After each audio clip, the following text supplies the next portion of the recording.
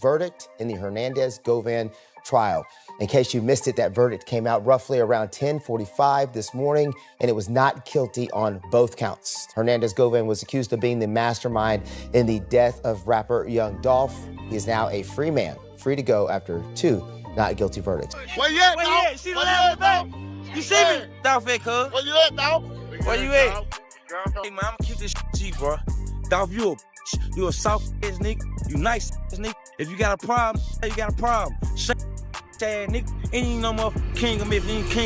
Looks like there's smoke turning into straight up flames between Blac Youngsta and Yo Gotti. This has people shook because for years, everybody knew how loyal Blac Youngsta was to CMG and Gotti, especially during that messy Young Dolph situation.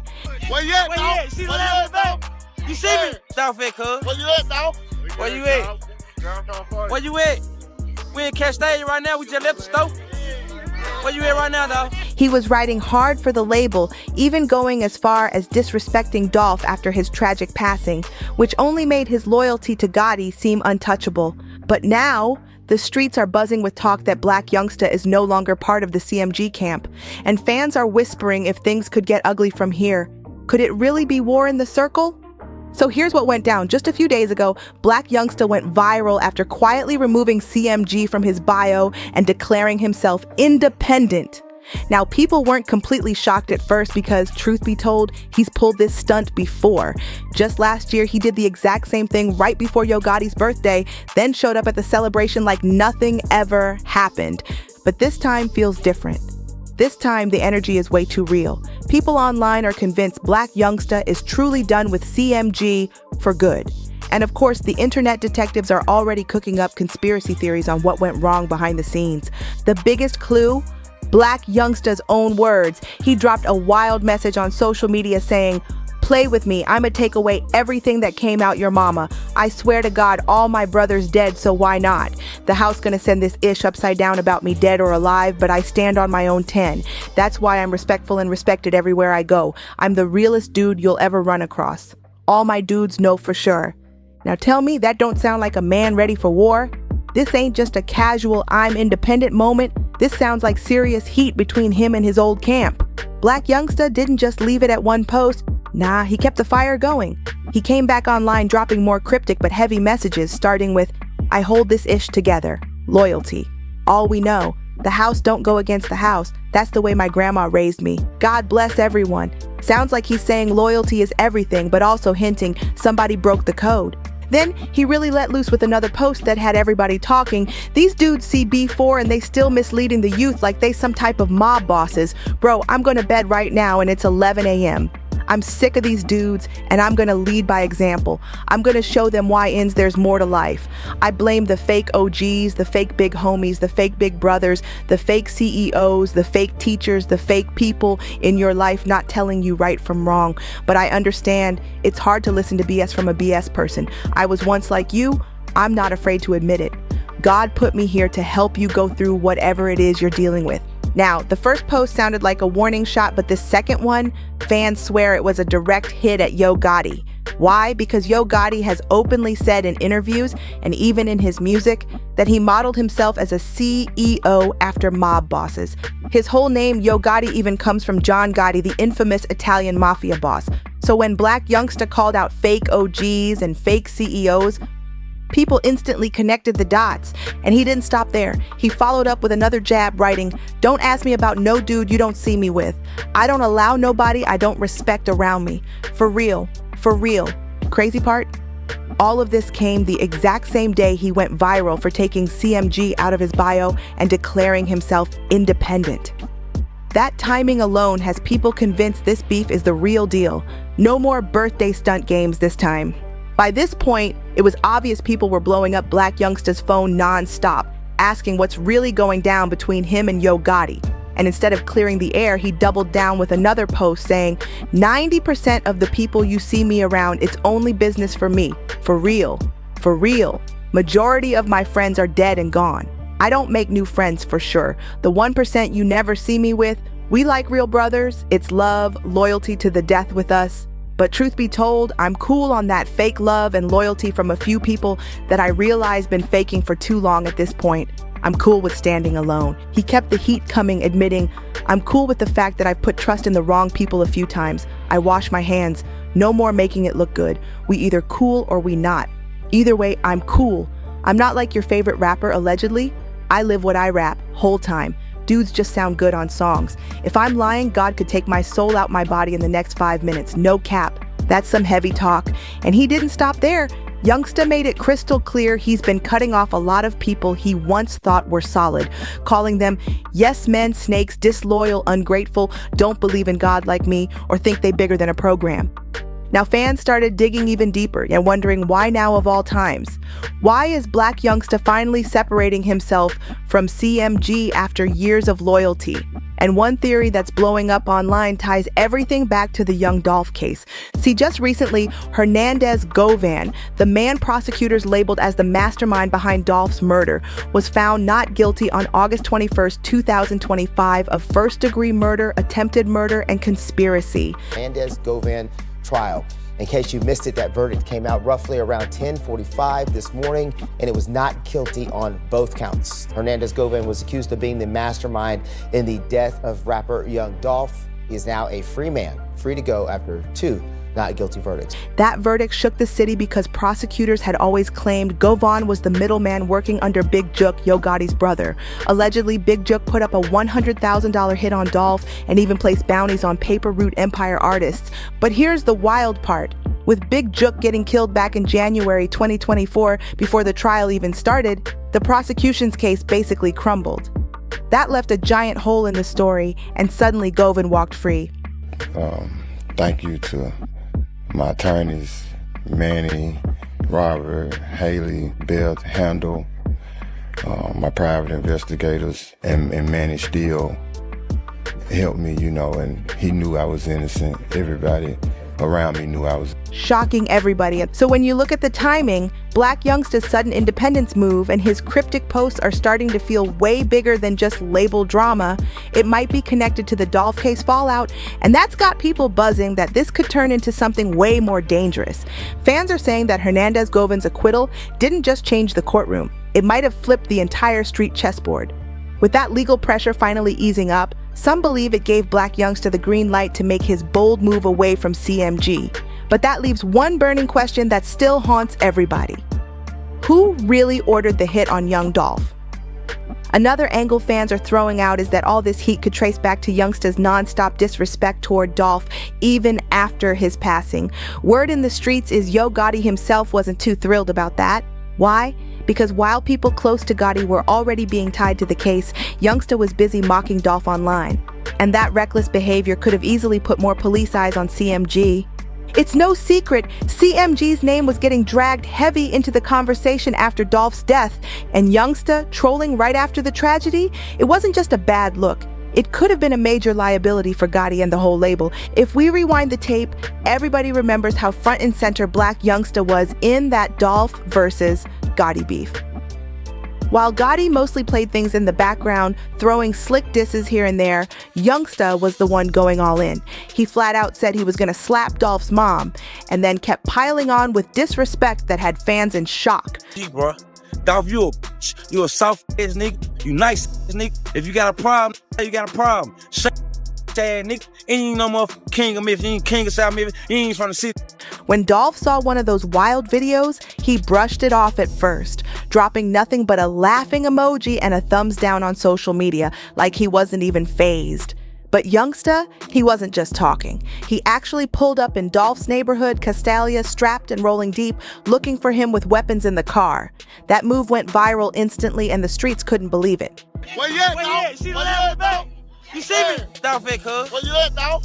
Where you at? Where you at? We in Castalia right now. We just left the store.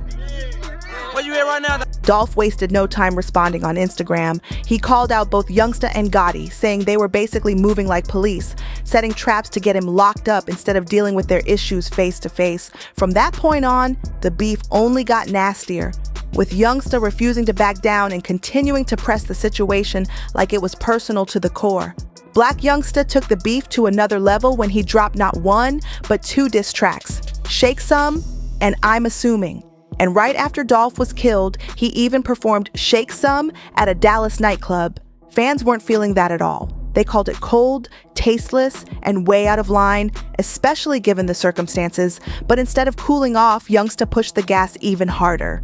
He went on to shoot the music video for I'm Assuming in a Graveyard. And here's the wild part. He rapped in front of a tombstone that said Thornton, which everybody instantly knew was a direct shot at Dolph's real last name. That move lit up social media with outrage, and people couldn't believe he'd go that far, especially so soon after Dolph's death. But Youngsta, he didn't blink. When fans dragged him online, he clapped back on Instagram with, I'm the type of dude who ain't never sat back and looked for nobody to feel sorry for me. I come from the heart of South Memphis, where you get no sympathy, don't even know what that is. With that being said, I could give 2 Fs what the world think about me. That response only poured more gas on the fire. To fans, his attitude felt straight up heartless, especially because Dolph wasn't just another rapper. He was a Memphis legend, loved way beyond the city. Instead of respect, Youngsta doubled down on the disrespect, and that's what made the situation explode. Now, with all these pieces stacking up, people are beginning to ask the real question. Could this tension between Blac Youngsta and Yo Gotti actually spiral into something deadly? Some fans believe it's not out of the question. Even Youngsta himself admitted in past interviews that he and Gotti clashed all the time because Gotti thought Youngsta was moving too reckless. And let's be real, reckless has always been his trademark. The scary part is, while Youngsta moves wild, Gotti carries serious weight in the streets. If these two can't find a way to coexist, fans fear the fallout won't just be messy, it could get bloody. The whispers on the street are getting louder, and some folks think Blac Youngsta might even end up snitching. That old saying goes, once the common enemy is gone, the crew starts turning on each other. And in this case, that enemy was Young Dolph. Now that he's gone, fans believe the cracks between Blac Youngsta and Yo Gotti are finally splitting wide open. We already saw how shaky loyalty looked during the trial. Cornelius Smith, one of the alleged shooters, shocked everybody when he flipped and became the prosecution's star witness. He straight up admitted who he was in the surveillance footage and even pointed out Justin Johnson right there in the video. But the wildest part, he testified that it was Big Jook, Yo Gotti's own brother, who allegedly put up the $100,000 bounty on Dolph's head. Had a hit on Dolph's head or whatnot, so... How do you know that Big Jook had a hit on Dolph's head? Quit had told me about it. How much money was it supposed to be? $100,000 on Dolph head. And had you agreed to do this hit? Yes, sir. Had Justin agreed to do this hit? Yes, sir. That's where Hernandez Govan came into the picture. According to Cornelius, Govan was the one moving in the shadows, supposedly tied to CMG and acting as the middleman who carried out the play. But the defense tore Cornelius apart, calling him a straight-up pathological liar, and with that, Govan walked free. That acquittal shattered the state's entire case, leaving the mastermind question wide open. And the cracks didn't stop there. Justin Johnson's half-brother, Jamarcus Johnson, pled guilty back in June 2023 to 3 counts of being an accessory after the fact. Basically, he admitted to helping his brother hide out once the murder went down. As part of his plea deal, Jamarcus might even be forced to testify against Justin, his own blood. His lawyer tried to clear it up, saying Jamarcus didn't know anything beforehand and wasn't part of the murder itself, but still, fans called it classic snitch behavior, a move to dodge a long sentence. All of this exposed just how shaky the idea of loyalty really is when the walls start closing in. People who once stood together suddenly flipping on each other, leaving everybody side-eyeing their own crew. And now, with Govan walking free, the prosecution's main theory about who really ordered the hit has completely collapsed. That left a giant hole in the case. And in the streets, that hole only fuels more suspicion, more paranoia, and way more tension between people who used to call each other allies. The question now, if the state couldn't pin down the truth, who's really going to break first, and who's willing to spill everything to save themselves?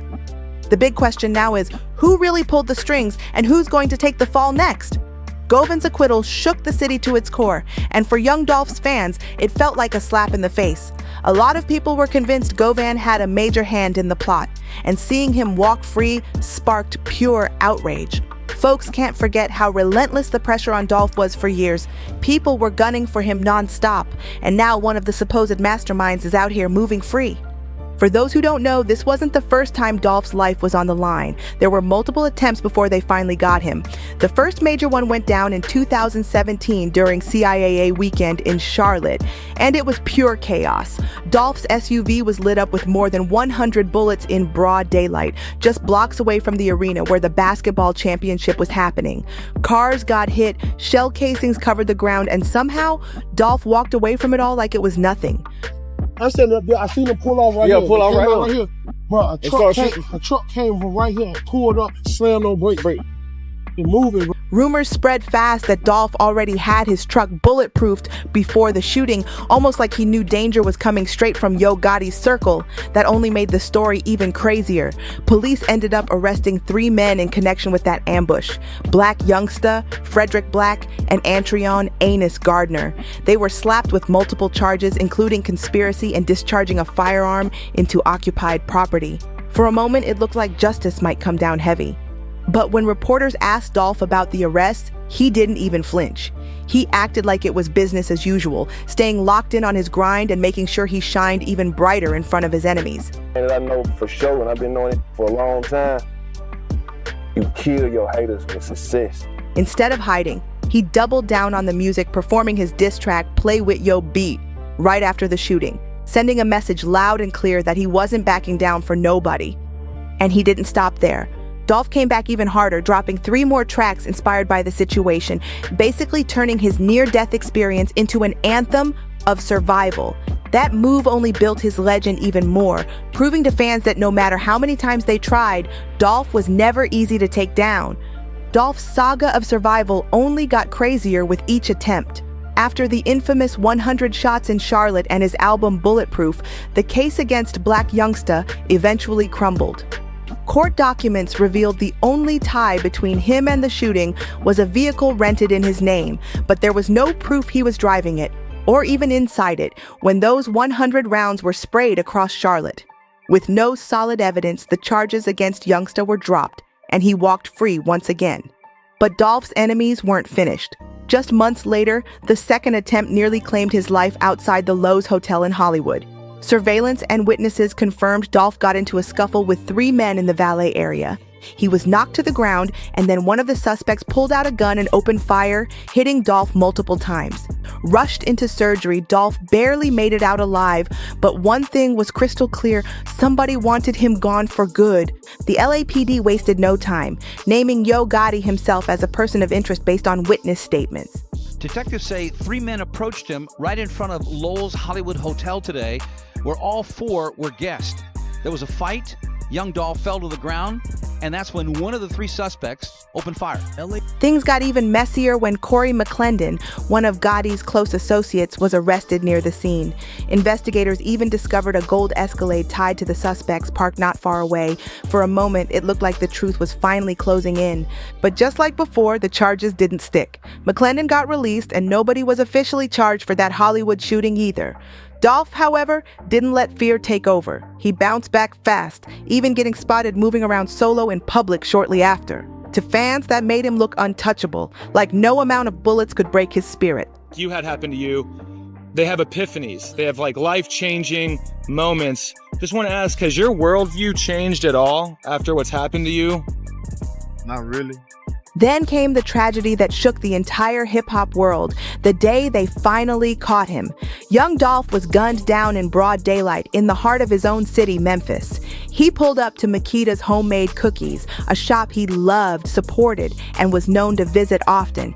But that's when it all went down. 2 masked men ambushed him outside the store, unleashing a hail of bullets before speeding off in a getaway car. This wasn't just another attempt, it was the brutal end of a man who had survived the unthinkable more than once. The murder of Young Dolph was caught on surveillance cameras, and just like that, Memphis lost one of its most respected voices in broad daylight. The city was shaken to its core, and what followed was a manhunt that had everybody on edge. Eventually, police locked in on 2 suspects, 23-year-old Justin Johnson, better known on the streets as Straight Drop, and 32-year-old Cornelius Smith. Both were charged with Dolph's murder, but even then, the bigger story kept circling back to where it all began: the beef between Dolph and Yo Gotti. Now, if you listen to Yo Gotti tell it, he swears he never had any issue with Dolph. In interview after interview, Gotti has claimed he was just as confused as the public about why things spiraled out of control. He even pulled up an old text message from August 2012 where he claimed he was showing Dolph nothing but respect, encouragement, and love. According to Gotti, the only thing that could have possibly sparked tension was the fact that he didn't hop on a track with Dolph when asked. Beyond that, he stuck to the story that there was no bad blood on his side. Memphis.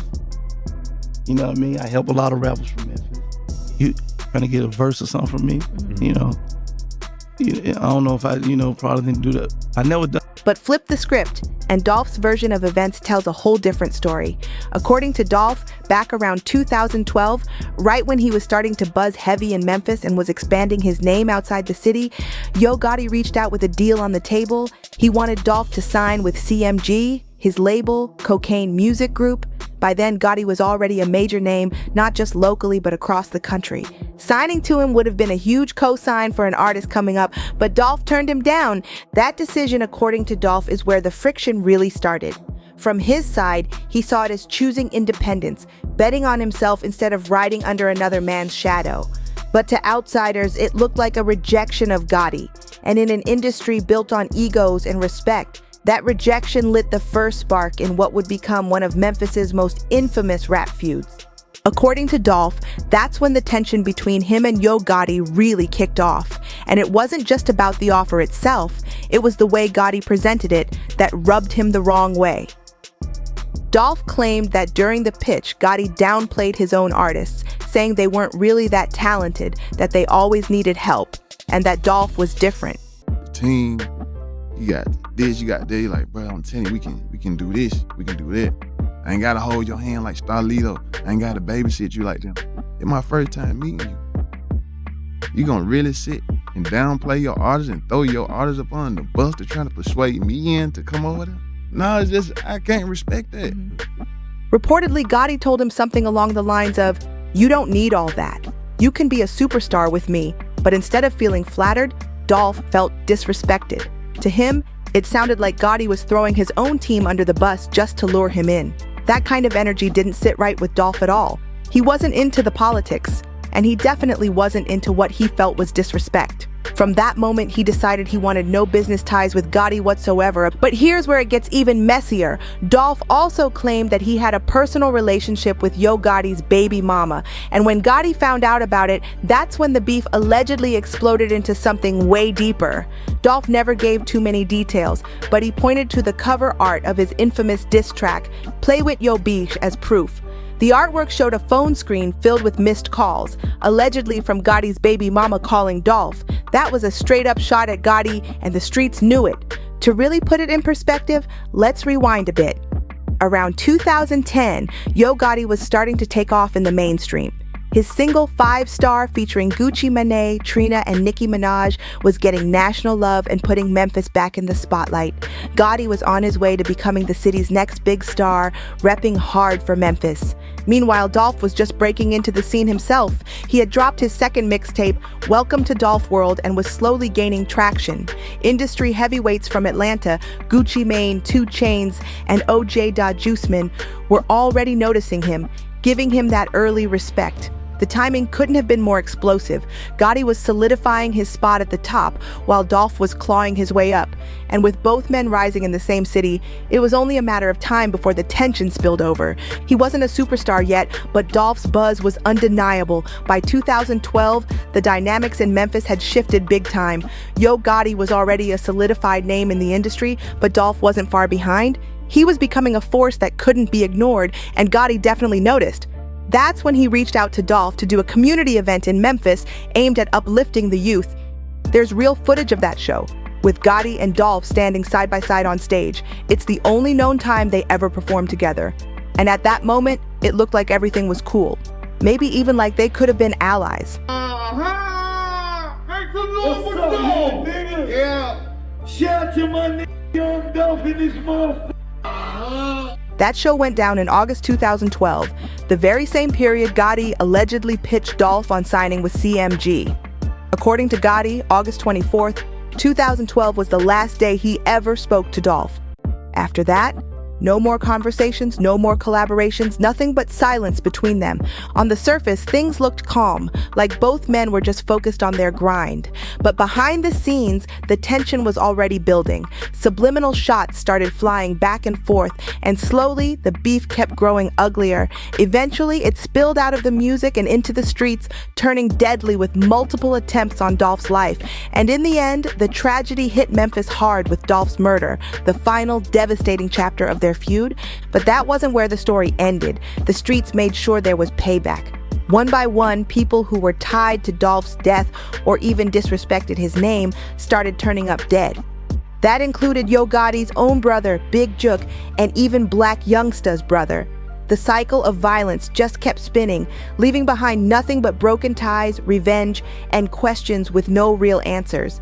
And now, with Blac Youngsta officially separating himself from CMG, the whole city is watching closely. Is this the calm before the storm, or the start of something even bigger?